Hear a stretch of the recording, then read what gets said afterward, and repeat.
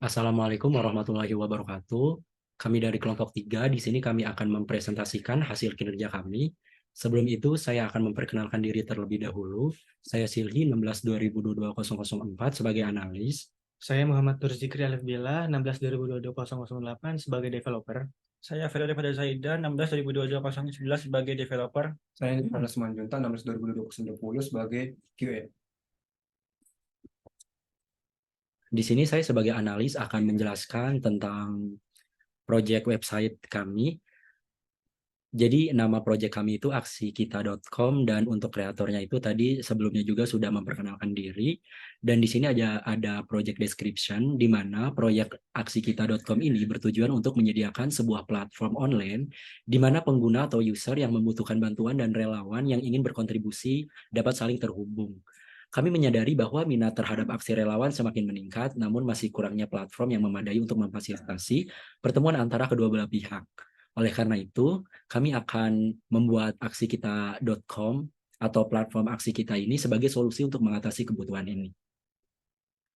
Dan selanjutnya di sini ada dokumentasi Jira yang sudah kita buat sebelumnya.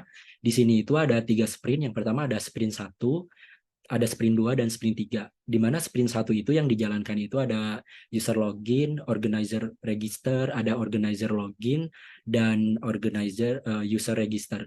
Jadi for your information, jadi di sini itu ada 3 role. Yang pertama itu ada user, ada organizer, sama ada admin. Kalau user itu di mana dia nanti bisa ikut join campaign, dia bisa unduh sertifikat dan upload kegiatan. Kalau untuk organizer dia bisa meng-create campaign-nya, dan untuk admin dia bisa memanage semua datanya. Dan sprint 1 itu dijalankan pada tanggal 4 Mei sampai tanggal 11, dan sprint 2 itu dijalankan pada tanggal 15 sampai tanggal 25. Dan di sini kita bisa melihat dan apa saja yang dijalankan pada sprint 2. Di sprint 2 itu ada organizer add new campaign, terus ada edit campaign, delete campaign, user join campaign, user claim certificate, leave comment. User claim certificate nanti di sprint 3.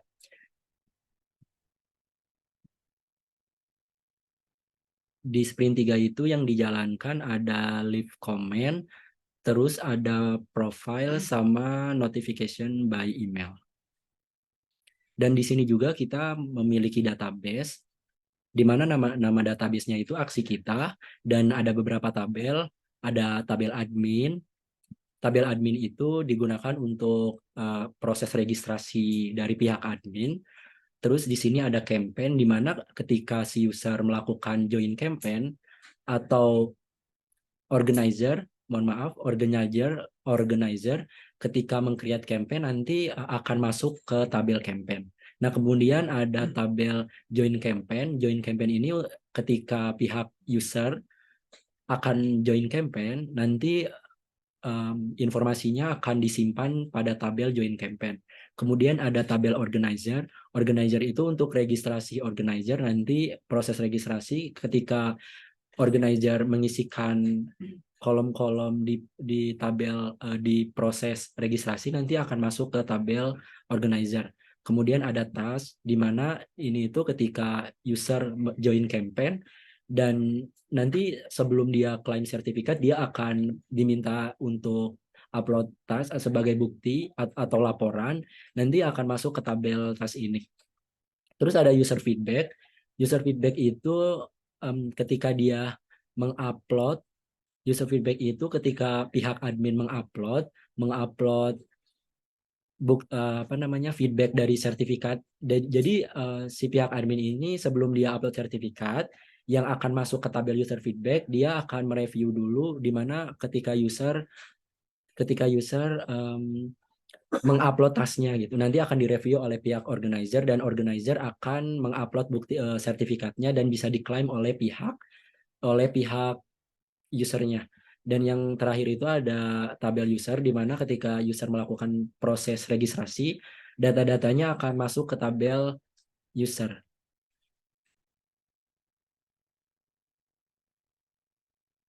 Dan selanjutnya akan dijelaskan oleh rekan saya, Alif Bila, sebagai developer. Baik, saya Muhammad Zulfikar Alfila sebagai developer akan menjelaskan alur penggunaan dari website aksi kita ini.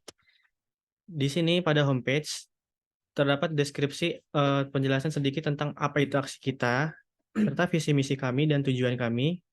Kemudian ada tampilan untuk tampilan dari card untuk orang-orang yang membutuhkan, hingga footernya.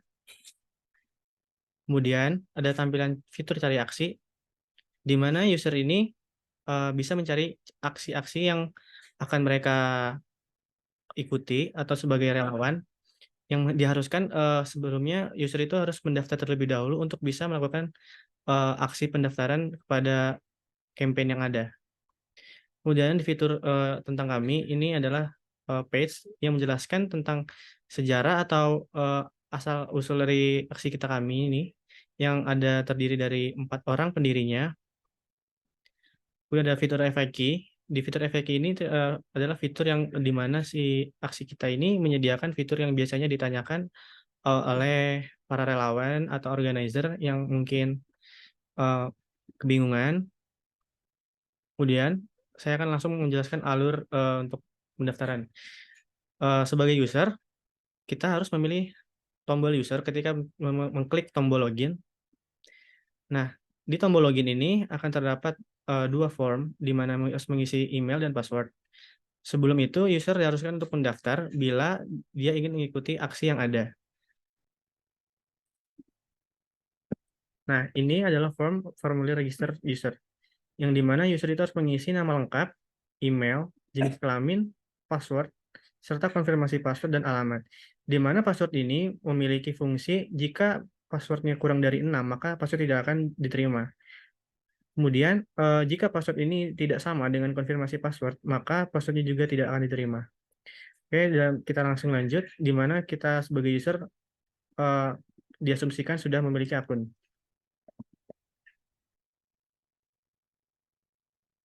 Nah, jika sudah diinputkan email dan passwordnya, maka kita bisa menekan tombol login, lalu akan diarahkan ke dalam tampilan cari aksi, di mana cari aksi ini untuk memunculkan tampilan-tampilan relawan atau campaign yang telah ditambahkan oleh organizer.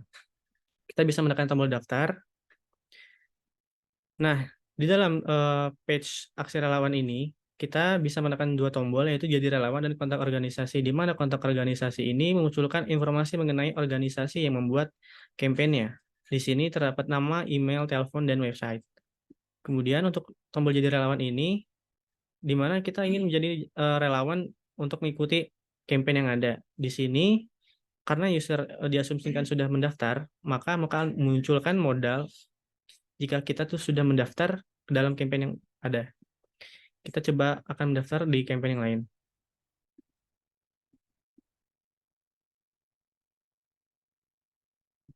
Nah, jika user belum mendaftar di campaign yang ada, maka akan memunculkan formulir, di mana formulir ini diharuskan untuk mengisi ketertarikan kita, mengapa kita harus ikut pada aktivitas ini, kemudian kenapa kita itu adalah relawan yang tepat untuk mengikuti aktivitas ini.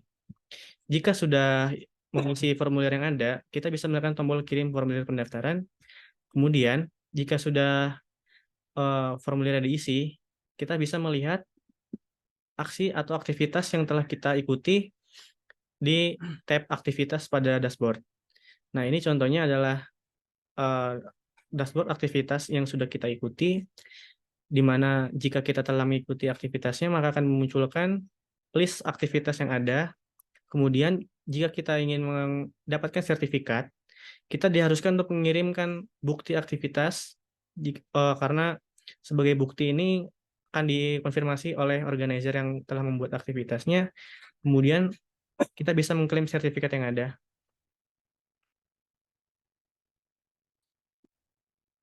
Dan di profil ini, kita bisa mengedit profil jika dirasa kurang untuk mengisi data-data diri, yang dimulai dari nama hingga kode pos. Baik, mungkin itu alur dari user jika kita ingin mendaftar aksi yang ada. Selanjutnya, untuk penjelasan mengenai organizer akan diserahkan kepada rekan saya, Vero Revada Zaidan, yang akan menjelaskan organizer. Untuk organizer, pertama-tama kita bisa login di sini. Di sini ada dua pilihan, user dan organizer. Di sini kita akan memilih organizer. Kemudian kita akan login menggunakan email yang sudah terdaftar. Yang di sini bernama Kali PubD. Terus untuk password ditulis. Nah, ini start.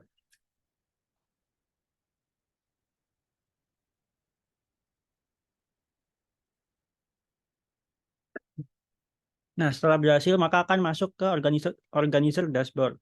Di organizer dashboard ini ada bisa mengedit, bisa melihat apa namanya profil organizer itu sendiri di sini.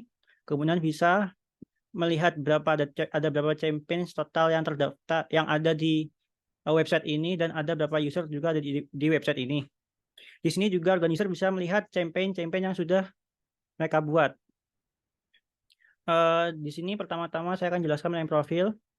Di sini di profil ini kita bisa mengganti foto, terus kita bisa mengedit apa namanya profil, juga bisa logout. Di sini untuk edit kita bisa mengedit nama, website, phone, dan juga description yang nanti akan terupdate di database. Kemudian kita juga bisa logout di sini. Coba kita pencet yes. Nah, maka akan terlogout. Kemudian kita kembali lagi login. Di sini ada My Campaign, yaitu campaign yang sudah dibuat oleh organizer yang saat ini diloginkan. Nah, di sini kita bisa melihat campaign-campaign yang dibuat seperti bisa nge-review campaign-nya, seperti judulnya, bannernya, deskripsinya, organizer-nya, date-nya, dan juga location-nya. Di sini juga bisa memanage registran, yang dimana saat ini belum ada yang melakukan regis ke campaign ini. Kemudian di sini juga bisa edit. Di sini edit tuh bisa jadi kita bisa ganti foto, bisa mengganti title, bisa mengganti description, bisa mengganti date, dan juga bisa mengganti location. Yang dimana ketika menekan tombol edit maka akan terupdate di database. Oh ya, di sini juga bisa delete campaign di sini. Jika dipencet yes maka campaign akan terhapus. Lalu juga sebagai organizer maka dia juga bisa membuat campaign. Di sini bisa membuat campaign dengan memasukkan banner di sini, bisa di drag and drop ataupun diklik. Terus bisa juga terus kita bisa mengisi title yang dibatasi sebanyak 120 karakter. Kemudian bisa mengisi description, bisa mengisi tanggal dari campaign-nya dimulai dan lokasi campaign-nya berada di mana. Dan bila disubmit maka akan tersubmit datanya ke database. Dan maka akan tampil di My Campaign ini dan juga akan tampil di menu user. Oh ya, di sini juga setiap organizer tuh maksimal membuat 8 campaign, dan apabila mereka memiliki 8 campaign terus mereka ingin membuat campaign baru, mereka akan tidak bisa membuat lagi, akan ada modal bertuliskan sudah mencapai batas maksimal.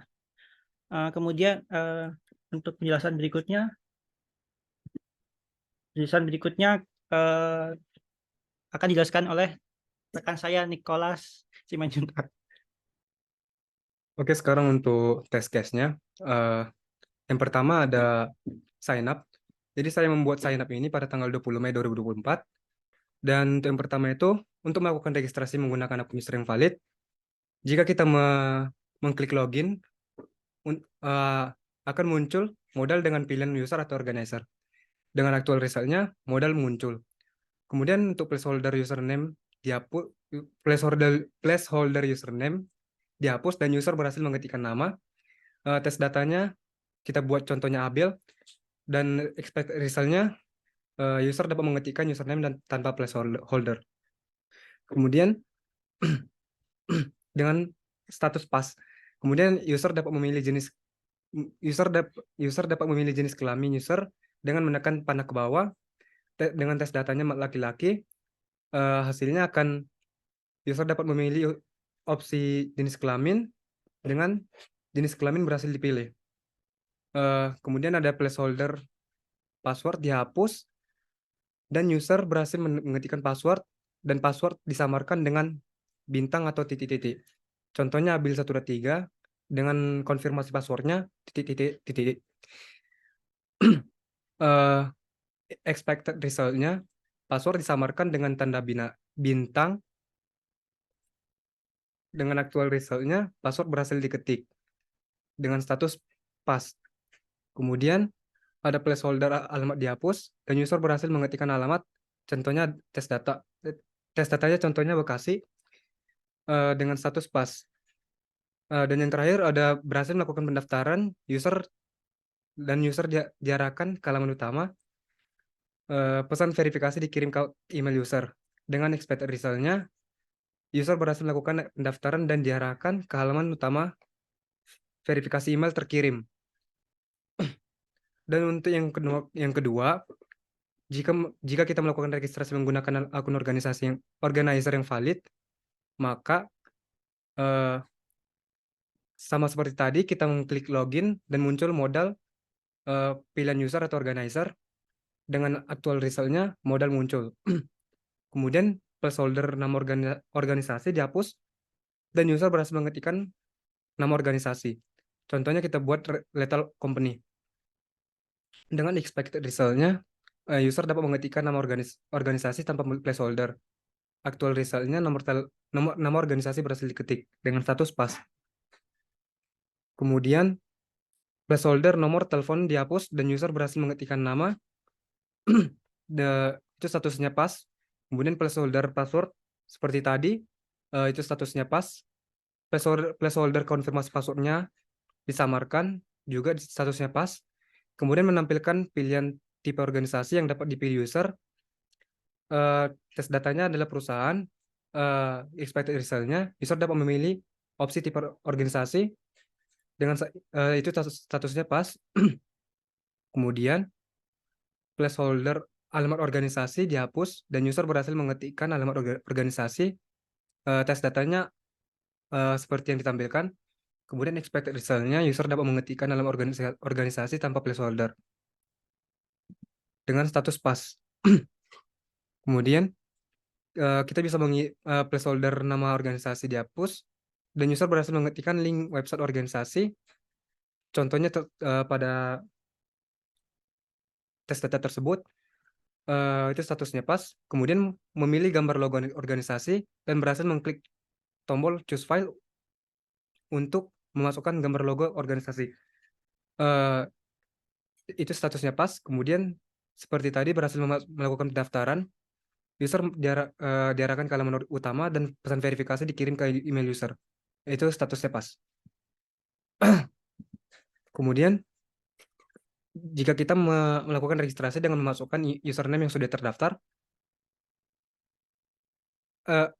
maaf salah, jika memasukkan username lebih dari 100, maka muncul pesan error yang berisi tentang username tidak boleh lebih dari 100. Kemudian jika kita melakukan registrasi dan memasukkan username yang sudah terdaftar, akan muncul pesan error yang berisi nama username harus diisi dengan itu statusnya pas.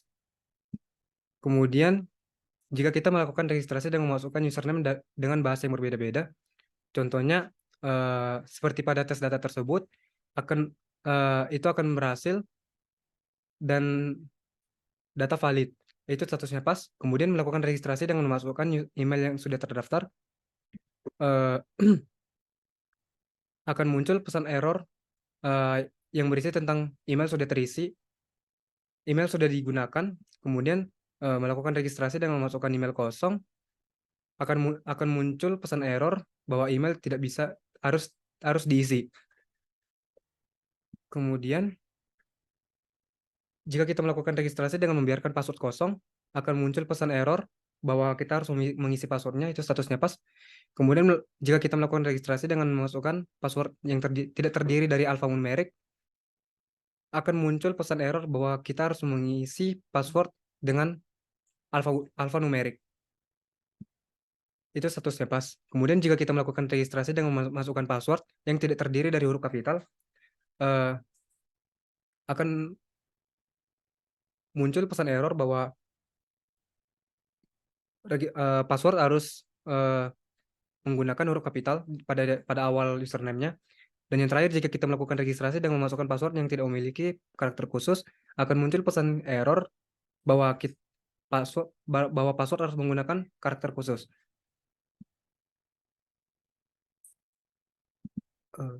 Dari sign up tadi kita bisa lihat pie chart-nya bahwa pasnya berjumlah 11, sedangkan filenya tidak ada. Kemudian kita lanjut ke login.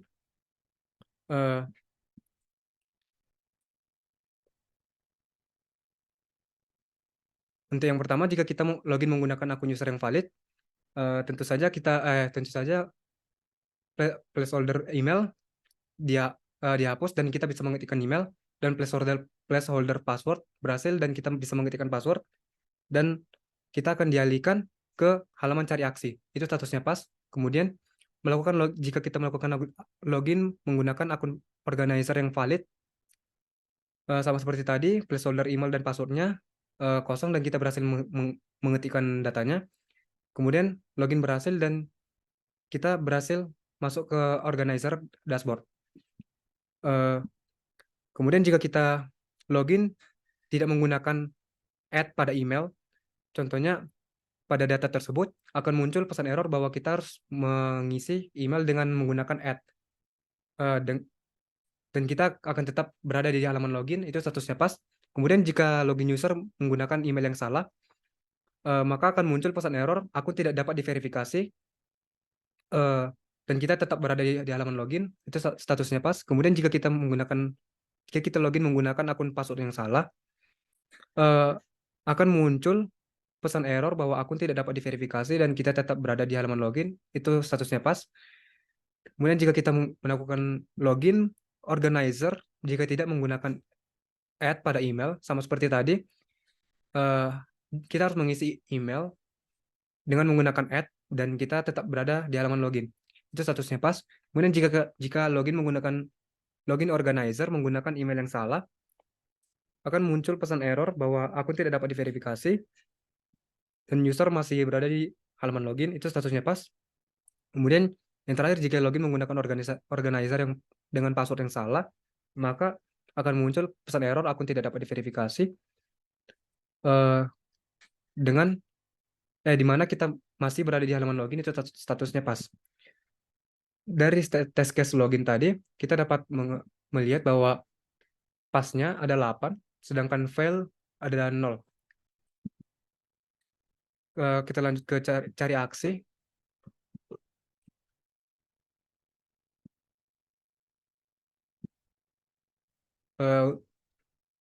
Di cari aksinya, saya membuat test case cari aksi pada tanggal 24 Mei 2024.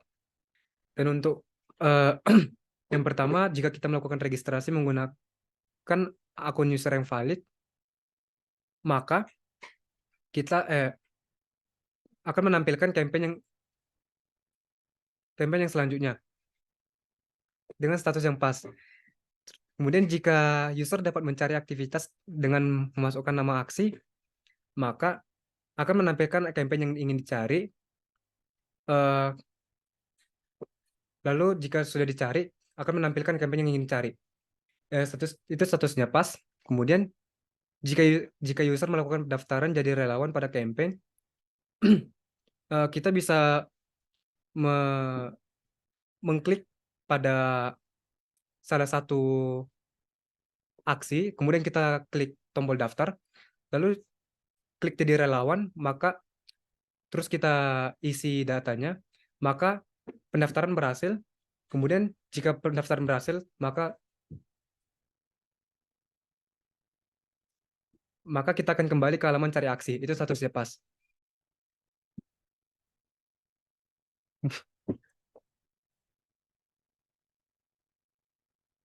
Kemudian jika user mengklik kontak organisasi pada kontak organisasi pada halaman campaign yang dipilih, ini jika sebelum diperbaiki, maka jika sebelum diperbaiki ini eh, saya mengetes kemarin saat mengklik kontak organisasi itu tidak dapat berganti ke halaman kontak organisasi, itu statusnya fail. Dan untuk yang sudah diperbaiki, jika saya mengklik kontak organisasi, maka akan menampilkan informasi modal kontak organisasi, itu statusnya pas. Eh,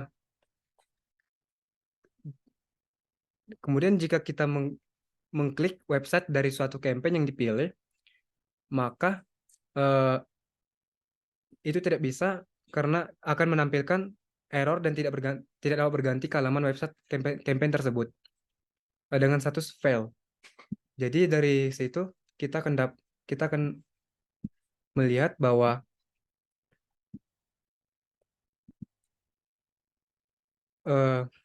pasnya ada 4, sedangkan ada failnya ada 2. Kemudian kita lanjut ke organizer dashboard. Untuk organizer dashboard, saya mengerjakan ini pada tanggal 25 Mei 2024. Yang pertama ada jika kita organizer masuk ke halaman organizer dashboard, maka kita harus menggunakan email password yang valid dengan tes data yang ditampilkan. Kemudian jika sudah, maka kita akan berganti ke halaman organizer dashboard dan menampilkan total campaign dan total user yang telah tersedia. Itu statusnya pas. Kemudian jika kita membuat campaign baru, kita bisa klik tombol create new, maka akan berganti ke halaman create new campaign.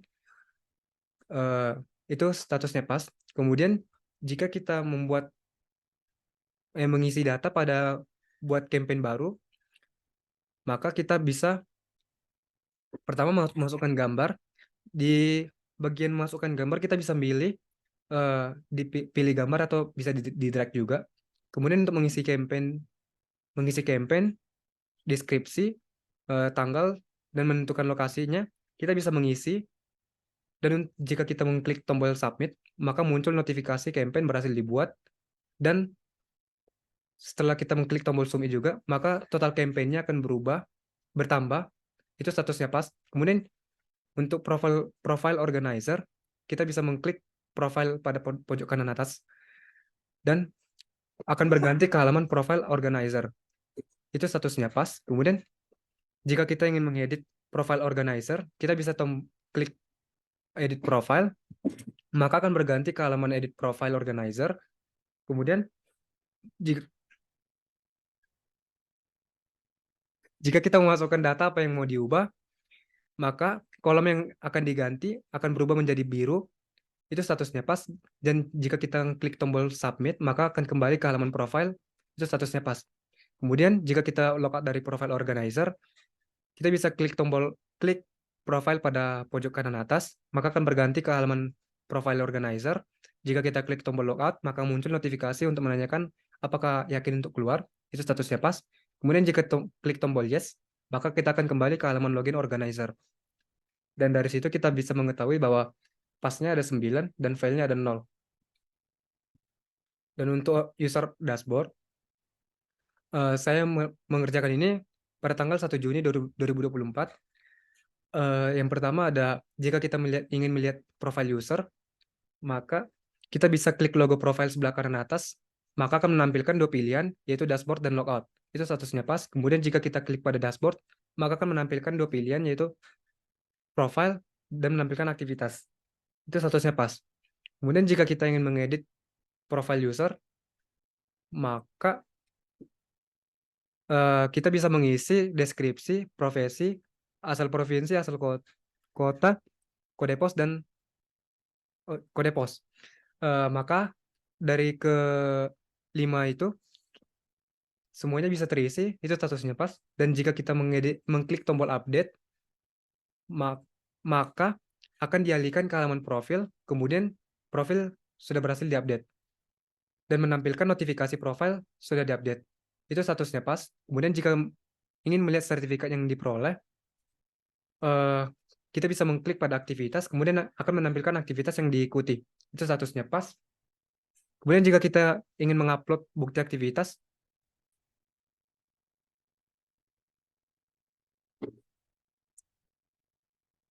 eh,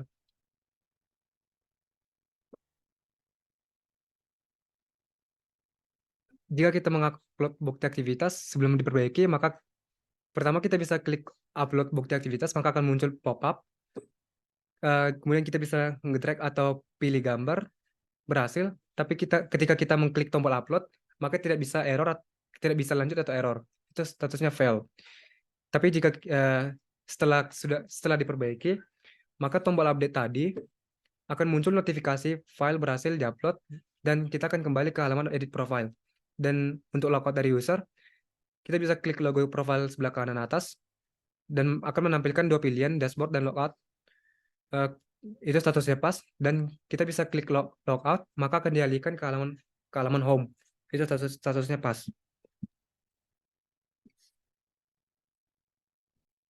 Dan yang terakhir, maaf lupa, untuk tadi pie chart-nya yang untuk user dashboard, pasnya ada 6, sedangkan filenya ada 1. Dan kita bisa melihat pie chart-nya seperti ini. Dan untuk yang terakhir, admin, saya mengerjakan test case admin ini pada tanggal 2 Juni 2024. Pertama, jika kita masuk ke halaman registrasi admin, maka akan menampilkan halaman login, itu statusnya pas. Kemudian kita create akun, dan menampilkan halaman registrasi admin, itu statusnya pas.